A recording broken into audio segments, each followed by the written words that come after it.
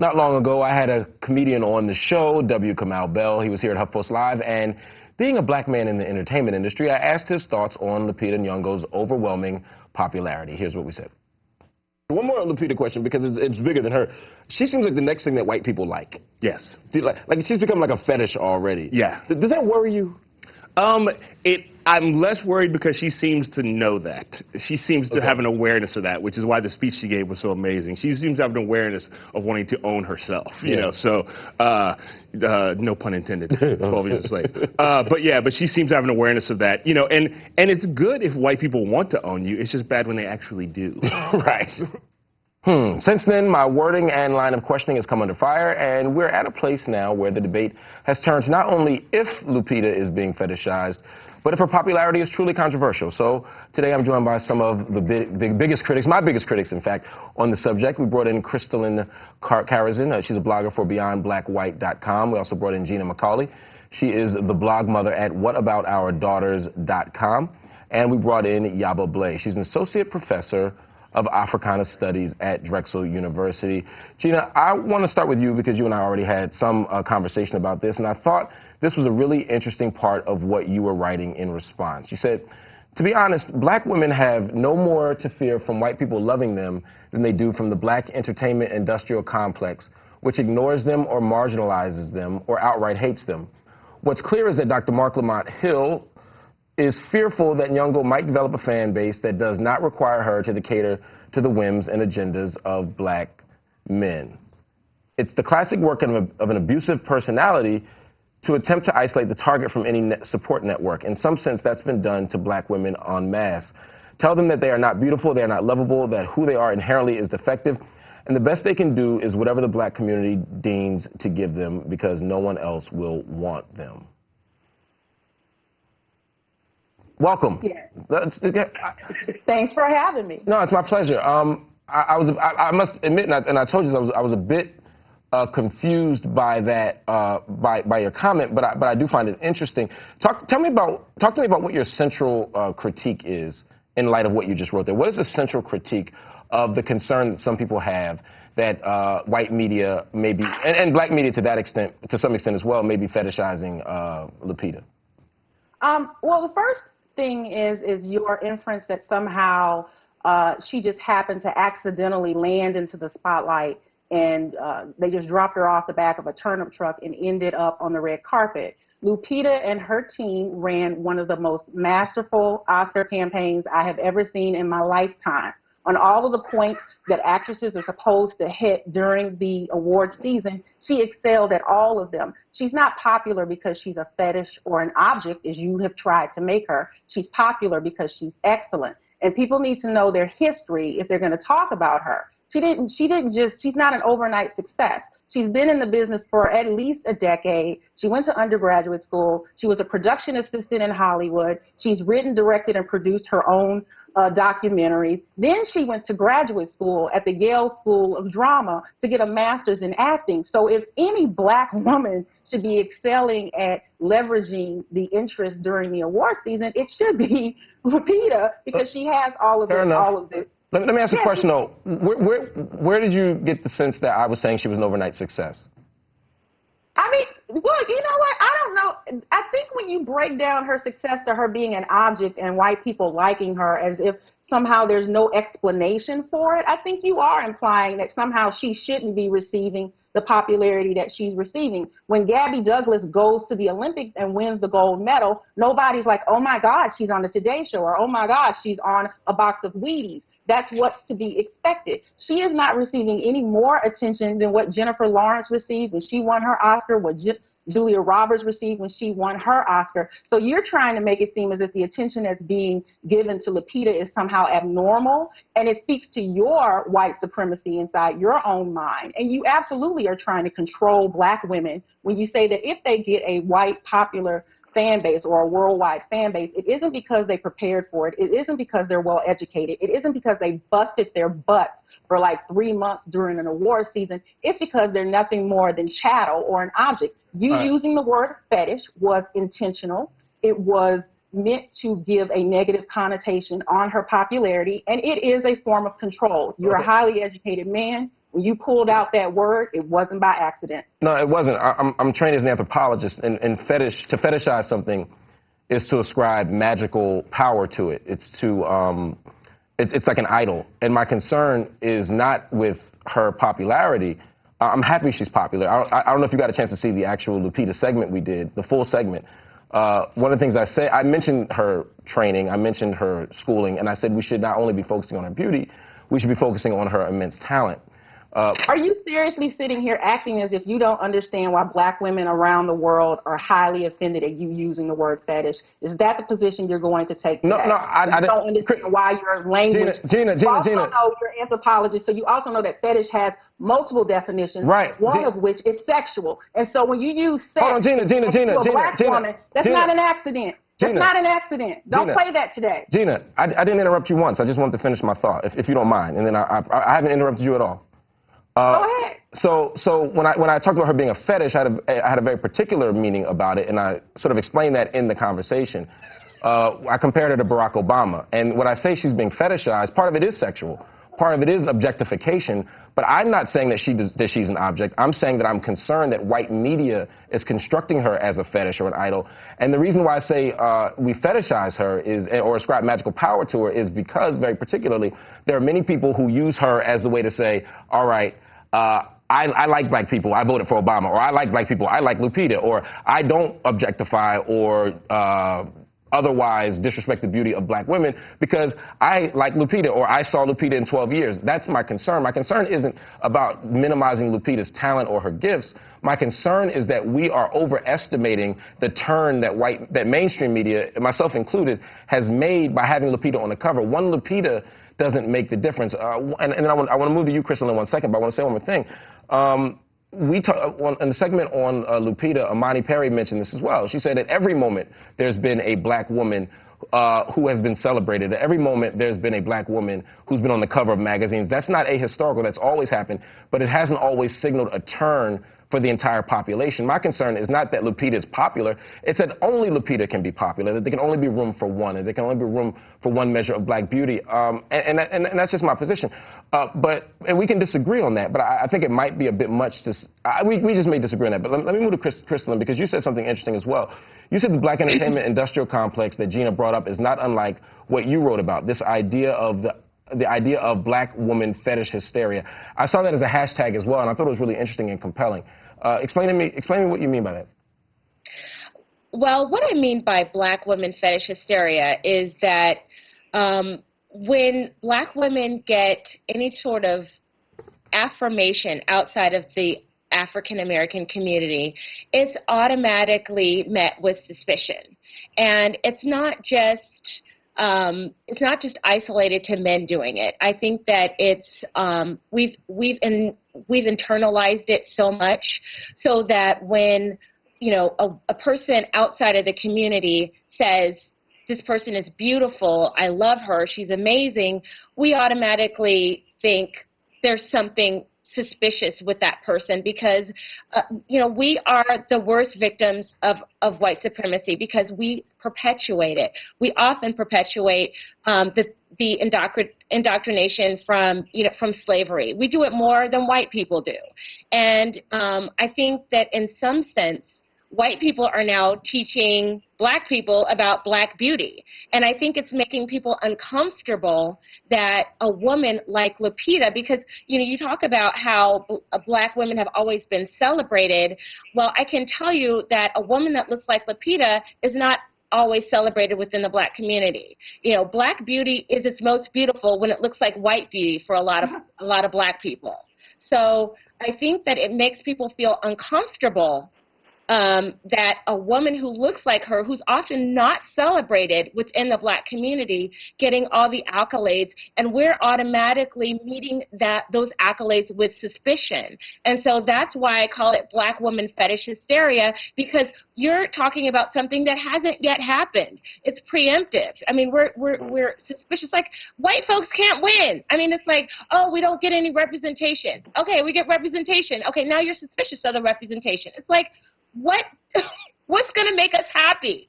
Yeah, I mean, I guess for me, my happiness or frustration doesn't hinge on white approval one way or the other, right? So So if white people are celebrating Lupita, I don't feel doubly happy. It's like when I get white support for my work, I don't feel happier when white people approve my work than when black people approve my work. I find my fundamental joy to come from the work itself, and I honestly, to be perfectly frank, I prefer if black people like it. Now, I think. Okay, well, here's the thing, though. It's good to have crossover appeal. There's nothing wrong with people outside of the community liking your work, approving of your work, and celebrating your work. It doesn't necessarily have to be met with suspicion. You talk about Barack Obama, but you know what? If black people only liked Barack Obama, he would not have been president. Barack Obama is president because there was enough people that liked him that he became president. You know, this is the world that we live in. We can't be so isolated and just be so concerned about only black people liking us. This is I think is a big problem in the black community. Right, but I think you're missing. I think you're missing. I think you're missing. I think you might be missing my point, though. I'm not suggesting that crossover appeal doesn't matter. I mean, I'm sitting here on Huffington Post Live. I mean, there's probably like 7 black people watching. Exactly. You know, so my point isn't that white approval doesn't matter or that white approval isn't necessary for mainstream success. I mean, quite frankly, you can't make any money in this business, in entertainment, fashion, whatever, if you don't have some level of white support. I have no critique of Lupita. I have no critique of her success, and I have no dismay or frustration about the fact that she's wildly popular. I hope she gets even more popular. I've done about 10 segments on Lupita over the last month, and I think at HuffPost we've probably done 20. You know, I can speak for myself and say I'm extremely happy about that. But I do think it might be problematic, and Yaba, I want to bring you in on this too after Crystal responds. I do think it could be problematic to not have any skepticism of white media, given the fact that for 400 years they have never, and black media. Again, this is not a black versus white argument. Okay, so I'm sorry, but I just let me finish the thought, please. Hold on, please let me finish the thought, and I promise I won't interrupt you. Mark, go ahead. My concern is both of black and white media. I don't think black media, I mean, you could look at Ebony, Essence over the course of Jet. You know, I've done studies of Jet magazine for over 100 years, or nearly 100 years. I mean, there has never been a moment where African-centered features have been privileged or promoted in mainstream media on a consistent basis. There have been particular figures, but not moments. So to say the skepticism is unwarranted seems a little problematic to me, because there's never been a moment where African features, where natural hair, where wide hips have been consistently valued. So yes. Oh, I see. Okay. So basically, the argument is. No, I'll say what the argument is. Just let me finish, and I promise I won't interrupt you. Black beauty. So what I'm saying is that, you know, for me, I have a general skepticism, given the fact that we operate within a white supremacist context when it comes to beauty standards. Yes, I have a general skepticism that someone who is incredibly talented and brilliant and beautiful like Lupita will not be fully valued on her own merits by white media, and quite frankly, oftentimes by black media, which is another thing we talked about in the Lupita segment, that black people don't, we have our own color issues, we have our own stuff. I've done about 15 segments here on colorism as well. So for me, it's not about Lupita, it's about my skepticism of how people are responding to Lupita. And finally, to your point about, you know, it being preemptive, no, I've had conversations with lots of people. In fact, the conversation I had that prompted the second Lupita segment was people saying, finally, Lupita, the media has changed. It's kind of like after Obama saying, finally, we're post-racial. I don't believe we are. I think we still have a long way to go. I think we've ascribed some magical power to Lupita. We're acting as Are we going to get to talk? Okay. Here's the thing. I know, Gina, and I have to say, Gina, I've followed what you've said, and I completely 100% agree. This really boils down to, and Mark, I know, I can tell that you're earnest and that you're trying to come from a place of concern, but the fact of the matter is that I'm not seeing the same concern with the glamorization of Rihanna or Beyonce, but all of a sudden there's a concern by particularly black men because they're told, and we're often told as dark-skinned black women, that only black men or only black people celebrate our unique beauty. And so I think that for a lot of us, and particularly black men, it makes them uncomfortable to see people outside of the community celebrating a type of beauty that that black men ascribe that only they can appreciate. And the fact of the matter is that I don't see people treating Lupita like the magical Negro. You know, I mean, if you're going to talk about fetishizing, you know, I'm not getting that she's the magical Negro. Okay. You know, I'm getting that. Fair enough. Yaba, Yaba.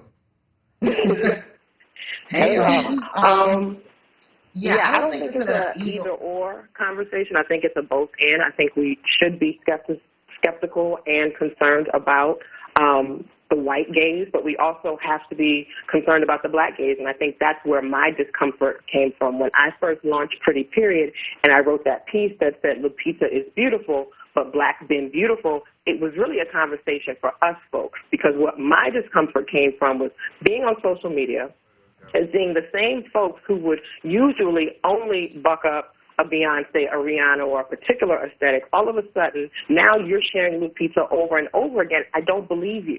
And so I'm concerned with the fact that it takes white approval for you to then embrace something that we've always seen. And so for me, it's not either or. It's not to take away from Lupita at all. Lupita is gorgeous. That's not even a conversation. But she's also a very brilliant and talented actor. And so when I say I'm concerned about the white gaze, it is to say, why are we only focused on what color she wears, or what her makeup looks like, or what dress she's rocking? Why aren't we talking about her chops, if you will, as an actor? And so I think there's both and in that, Mark. But then I'll also say, Mark, that I do think there's a gender dynamic here, Mark, because I feel like I can say and question whether or not Lupita is being fetishized, but as a black man, somehow you can't. And I think that has to do with, as black women, as a dark-skinned black woman, if you're questioning whether or not Lupita is being seen as beautiful, I'm automatically looking at you sideways, because I'm wondering, well, did you see me as beautiful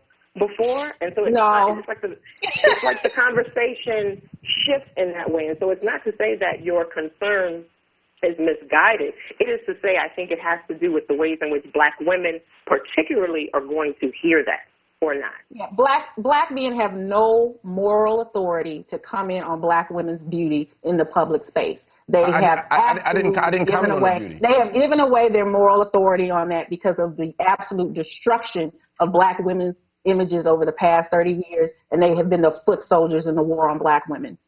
Well, I haven't commented on. I don't think I commented on Lupita's beauty in public. I don't think that was the focus of the conversation. Well, I mean, you're commenting on her image, and now you're playing semantics. And I think ultimately the issue here is that you were careless with your words, and I think it's really important. You were careless with your words at a moment where little black girls around the country are fascinated by her image, and for you, and what you did was interpreted by many, and I think justifiably so, as an attempt to manipulate the way in which little black girls are viewing her. And I think that you might want to rethink if you're going to keep going down this path of turning her into merely an object. She's more than that. Well, I don't think she's merely, let me be clear, I don't think she's merely an object. I don't think you just use the word for object. But this is my point. Right. Well, this is what I'm saying. Like, I've said that. I've written about it. I said I question whether or not Lupita is being fetishized, and I haven't received that same kind of response, if that makes sense. So I think there's another conversation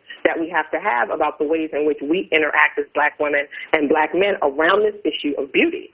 No, I agree. I'm not escaping the critique. I'm owning it. I'm saying I see the gender dynamic you pointed out, and I own that. And I also think there's a difference. I had an interesting conversation on Twitter yesterday. Someone told me there's a difference between saying that she's a fetish and saying that she's being fetishized.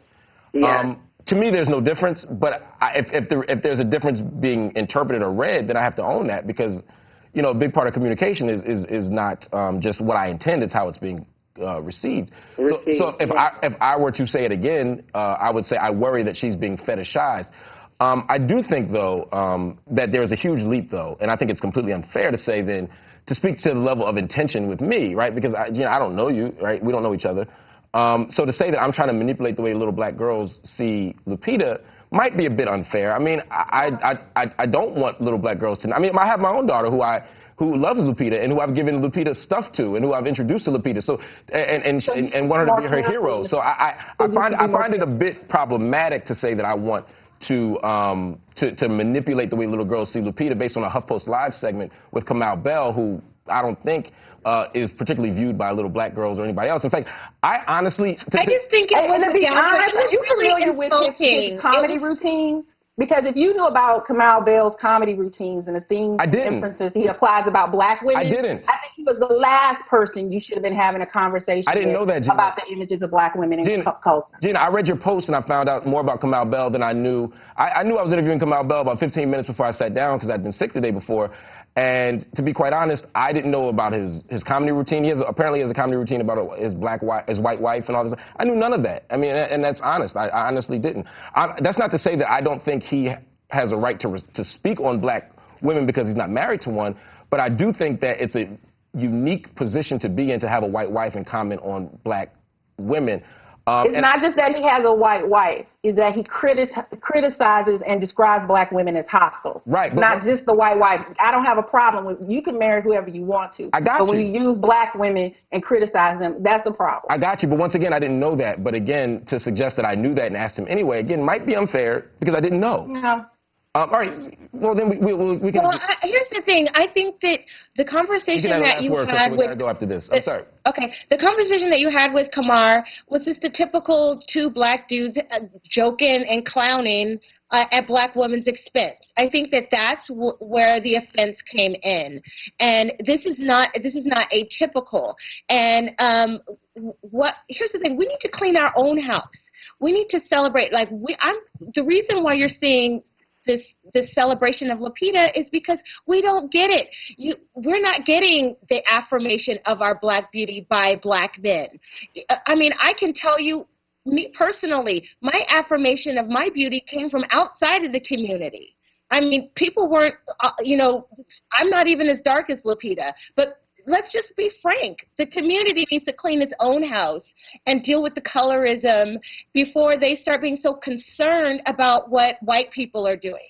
Well, I think we can walk and chew gum at the same time, right? I think we can be critical of white... Not when it's overreaching. Not when it's so overreaching. I mean, that's fair. I mean, we can agree to disagree on that. Crystalline, thank you for joining us. Gina, thank you so much for joining the conversation. Yaba, thank you so much for being here. It's always good to see you. Thank you all for joining us this morning. It's been a conversation that will definitely continue. So keep the comments coming in, click the red button, be an on-air guest, and most of all, keep watching and let us know what you think here at HuffPost Live. Conversation always continues.